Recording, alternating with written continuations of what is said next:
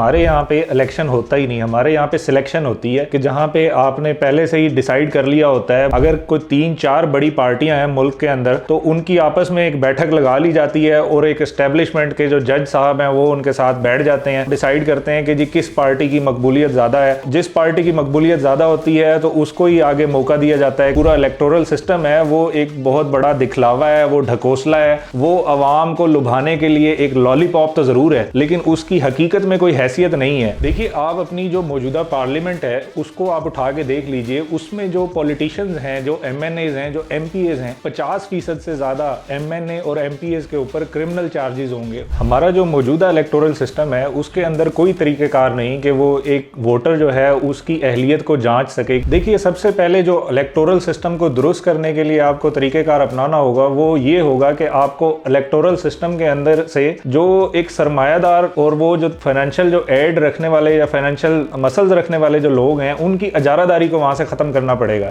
आपको एक ऐसा सिस्टम बनाना पड़ेगा कि जिसके अंदर एक नीट एंड क्लीन बंदा जो ग्रेजुएट है, जो मास्टर्स है, अपने किसी प्रोफेशन के अंदर कामयाबी जिसने समेटी हुई है, वो आए और वो उसके अंदर जो है ना वो प्रॉपर तरीके से अपना इलेक्शन लड़े और वो जीत के इलेक्शन और फिर असेंबली के अंदर आके बैठे।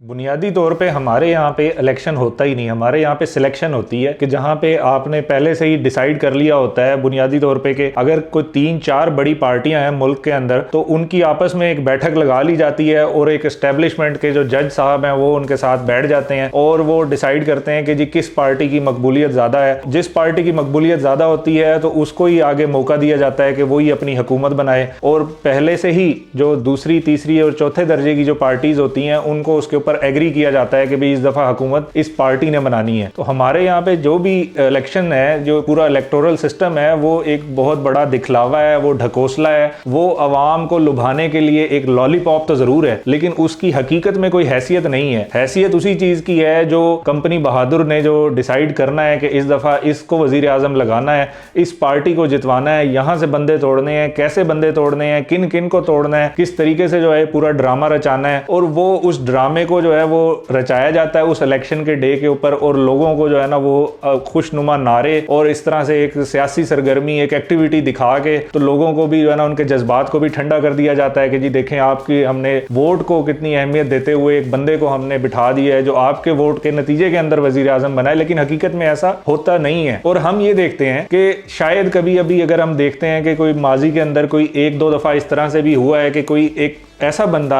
जो थोड़ा सा लॉयल नजर आता है हमें कि वो कहीं से निकल के अपनी पॉपुलैरिटी के बेस के ऊपर वो वजारत उज़्मा के ऊपर अगर आगे बैठता भी है तो इस सिस्टम की जो चलाने वाले लोग हैं, हरकारें हैं और एस्टेब्लिशमेंट है वो उसको कामयाब नहीं होने देती। वो जहां पे भी डी ट्रैक करता है उस सिस्टम से जो है ना उसके जो असूल हैं उसको बाईपास करने की कोशिश करता है, वो फौरन से उसको वापस नीचे ला के गिराते हैं और उसको पटकते हैं, उसको सजाए मौत भी दे देते हैं, उसको जेल में भी डाल देते हैं और उसकी जगह नए बंदे भी ले आते हैं, पार्टियां भी तोड़ देते हैं और उसके जो नाम लेवा हैं और उसके जो नजरियाती वर्कर हैं वो भी सारे तितर बितर कर देते हैं। तो ये एक सारा जो है ना वो दंगल बरपा होता है पाकिस्तान के अंदर। इसको इलेक्शन का नाम देना, इसको इलेक्टोरल सिस्टम का नाम देना भी ज्यादती है।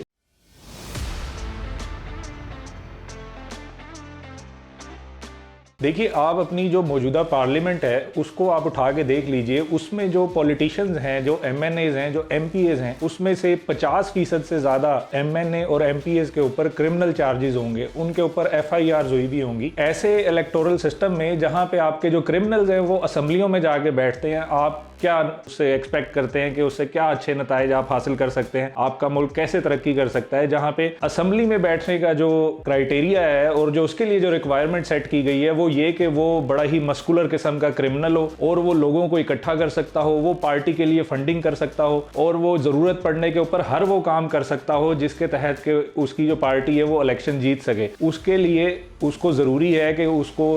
कास्ट की बुनियाद के ऊपर भी वोट लेने हैं, उसको लोगों के ऐसे मसाइल भी हल करने हैं जो बुनियादी तौर पे मेरिट का जहाँ पे कत्ले आम होता है कि जहाँ पे उसको जो है ना ऐसी एफआईआर भी उसको करवानी पड़ती हैं अपनी जात बरादरी की बुनियादों के ऊपर कि जो कि बनती नहीं है लेकिन वो उसको करवानी पड़ती हैं क्योंकि उसने इलेक्शन जीतना है। उसको नौकरियां दिलवानी पड़ती हैं लोगों को और वहाँ पे भी जो है ना वो मेरिट को वो बाईपास करके तो वो अपनी जात बरादरी और इसी तरीके से जो अपने करीबी लोग होते हैं उनको उसको नौकरियां दिलवानी पड़ती हैं। ऐसा बंदा जो पार्लियामेंट के अंदर आके बैठता है और जिसके ऊपर क्रिमिनल चार्जेस हों, जो मेरिट को बाईपास करता हो और जो सिर्फ और सिर्फ जो है ना अपनी जो इन्वेस्टमेंट हुई होती है इलेक्शन से पहले उसको रिटर्न ऑन इन्वेस्टमेंट के लिए आके बैठा हो, तो आप उससे क्या एक्सपेक्ट करते हैं कि वो ऐसा इलेक्टोरल सिस्टम आपके लिए क्या अच्छी चीज़ पैदा कर सकता है।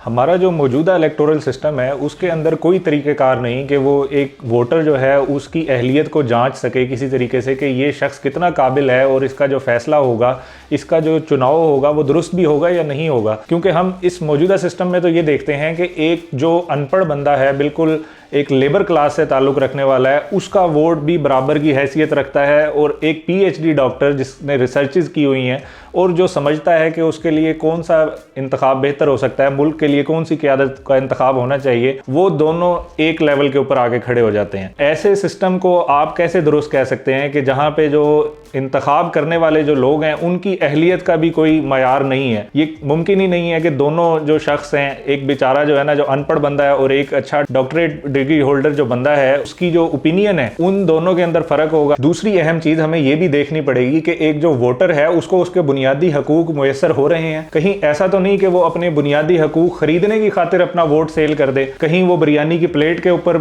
अपना वोट सेल कर दे, कहीं वो आटे के थैले के ऊपर अपना वोट सेल कर दे, कहीं वो कोई साइकिल लेने के लिए अपना वोट सेल कर दे। ये चीज भी हमें देखनी होगी कि एक वोटर वो कितना हद तक फाइनेंशियली आजाद है। देखिए, कराची शहर के लिए इस वक्त कोई 26,000 पुलिस के जो नौजवान हैं वो वहां पे ड्यूटी पर मुकर्रर हैं, लेकिन आपको ये जानकर हैरानगी होगी कि उसमें से तकरीबन 11 से 12,000 लोग जो पुलिस के कांस्टेबल्स हैं और पुलिस के जो है ना अफसरान हैं वो इन VIPs की और इन पार्लियामेंटेरियंस की सिक्योरिटी के ऊपर मुकर्रर किए गए हैं। यानी कि जो बाकी की जो पुलिस फोर्स बचती है वो कोई तकरीबन जो है वो 12,000 की पुलिस फोर्स बचती है, जो कि 2 करोड़ और 25 लाख अवाम के ऊपर मुकर्रर है। आप अगर उसको अंदाजा लगाएं कि एक जो पुलिस ऑफिसर है वो सिर्फ 8 घंटे की ही ड्यूटी कर सकता है, जहां पे 2.25 करोड़ की आबादी है, तो एक पुलिस का जो ऑफिसर है वो तकरीबन 2,000 लोगों के ऊपर मुकर्रर है। जहां पे ये सूरत हाल है कि आपकी आधी से ज्यादा जो पुलिस फोर्स है वो इन्हीं पार्लियामेंटेरियंस को और लॉ मेकर्स को और इसी तरीके से जो आपके जो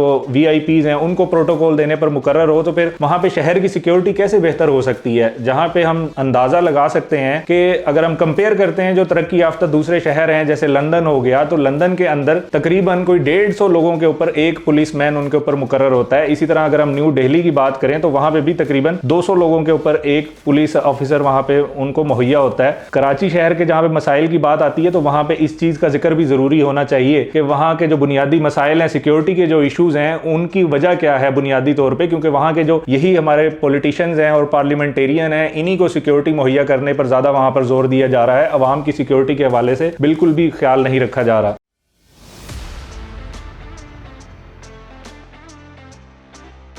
देखिए, सबसे पहले जो इलेक्टोरल सिस्टम को दुरुस्त करने के लिए आपको तरीक़ेकार अपनाना होगा वो ये होगा कि आपको इलेक्टोरल सिस्टम के अंदर से जो एक सरमायादार और वो जो फाइनेंशियल जो एड रखने वाले या फाइनेंशियल मसल्स रखने वाले जो लोग हैं उनकी इजारादारी को वहां से ख़त्म करना पड़ेगा। आपको एक ऐसा सिस्टम बनाना पड़ेगा कि जिसके अंदर एक नीट एंड क्लीन बंदा जो ग्रेजुएट है, जो मास्टर्स है, अपने किसी प्रोफेशन के अंदर कामयाबी जिसने समेटी हुई है, वो आए और वो उसके अंदर जो है ना वो प्रॉपर तरीके से अपना इलेक्शन लड़े और वो जीत के इलेक्शन और फिर असेंबली के अंदर आके बैठे। अगर तो आपके इलेक्टोरल सिस्टम के तहत इस तरह से कोई बंदा इलेक्शन जीत के असेंबली के अंदर पहुंच रहा है तो फिर तो आप कह सकते हैं कि वो ठीक है। अगर वो इस तरह से नहीं पहुंच रहा और जो क्रिमिनल लोग हैं वही ऊपर आ रहे हैं तो फिर इसका मतलब है आपका इलेक्टोरल सिस्टम ठीक नहीं है। अब इसको ठीक आप किस तरीके से कर सकते हैं? आपको सबसे पहले तो बुनियादी तौर पे जो है ना अपना जो इलेक्टोरल सिस्टम है उसके अंदर क्राइटेरिया बनाना होगा। आपको उसको ग्रास रूट लेवल के ऊपर लेके जाना होगा अपना इलेक्टोरल सिस्टम। मतलब ये कि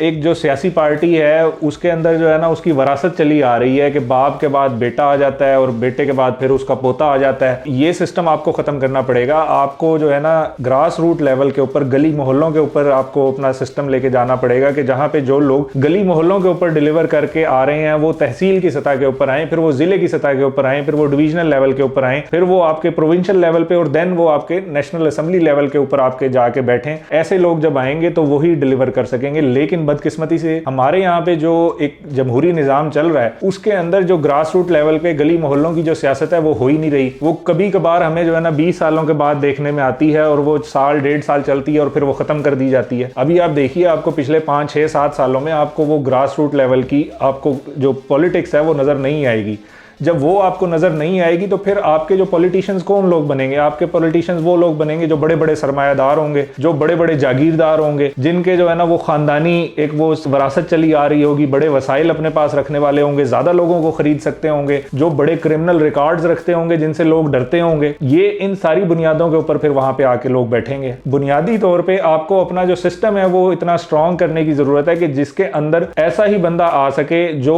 अहल हो, ना अहल लोग उसके अंदर आके इलेक्शन ना लड़ सकें।